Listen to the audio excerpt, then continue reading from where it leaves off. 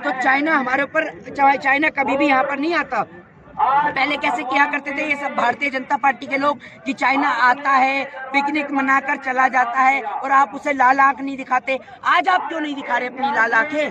दिखाइए ना प्रधानमंत्री मोदी। आप तो अपने ही देश के किसानों को, अपने ही देश के लोगों को मात्र चंद वोटों के खातिर उनको आपस में लड़ाने का प्रयास कर रहे हैं। क्या लगता है सरकार की क्या मंशा है इसके लिए?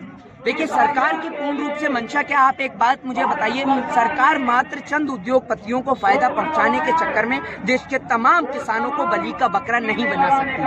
आप ये देखिए, महात्मा गांधी जी ने 102 साल पहले ठेका प्रथा यानी कॉन्ट्रैक्ट फार्मिंग का समापन किया था। आप एक बार फिर कॉन्ट्रैक्ट फार्मिंग को दोबारा से स्टार्ट कर रहे हैं। आप ये देखिए कि इस बिल के लागू होने जाने के बाद किसके पास में कितना अनाज और कहां पर जमा है, कितना स्टोर है, ये भी सरकार को नहीं पता होगा। तो सरकार ऐसे कानून क्यों लेकर आ रही है जिसका विरोध देश की जनता कर रही है? आप एक बात मुझे बताइए, इस सरकार के द्वारा लाए हुए कानून का हर एक व्यक्ति विरोध क्यों करता है? सिवाय भारतीय जनता पार्टी के अलावा देश के हर एक नागरिक को कानून गलत नजर आते हैं। तो सिवाय, आप एक बात बताइए ना, अपनी पार्टी के नेताओं को या उद्योगपतियों को फायदा पहुंचाने के चक्कर में देश के किसान के गले में क्यों बलि का बकरा बना रहे हैं उन्हें? अगर एक कानून देश के अंदर वापस हो जाएगा तो सरकार को इससे आपत्ति क्या है? अगर सरकार कानून वापसी नहीं लेती तो क्या लगता है देश का भविष्य क्या होगा? देखिए, अगर देश की सरकार वापस नहीं लेगी तो आपने देखा ही कि देश का किसान डटा हुआ ही है। सरकार तो अथक प्रयास कर ही चुकी है, लाठी डंडे से लेकर देश के किसान को टेररिस्ट, खालिस्तानी, आतंकवादी और न जाने कितने गलत गलत शब्दों का इस्तेमाल देश की सरकार के द्वारा इन किसानों के लिए किया गया है। तमाम नेताओं ने इनको दोगला भी बताया, खालिस्तानी बताया, पाकिस्तानी बताया और आतंकवादी बताया।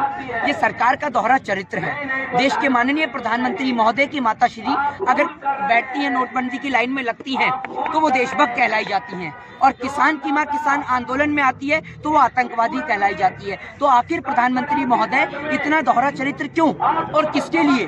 और पूरे देश ने देखा कि वो बजट की आड़ में किस तरीके से आपने गोद भराई का कार्यक्रम रचा मात्र चंद लोगों के लिए। देश के किसान के लिए आपने क्या करा है? और आप मोदी जी, अभी आपने जो कुछ ही महीने पहले वो जो करोड़ रुपए का चूरन दिया था, अभी तो वो चूरन हजम भी नहीं हुआ, आपने फिर बजट ला दिया। तो आप वो पहले चूरन तो बताइए कैसे लेना है? खाली पानी के साथ में लेना है या गर्म पानी के साथ में लेना है, या रात को सोते में दूध के साथ लेना है? ये बताइए ना। देश के प्रधानमंत्री जी इतना झूठ बोलते हैं कि एक और सच बोलने के लिए राजा हरिश्चंद्र को जाना जाता है और झूठ बोलने के लिए नरेंद्र मोदी को जाना जाता है। ये समझिए। ये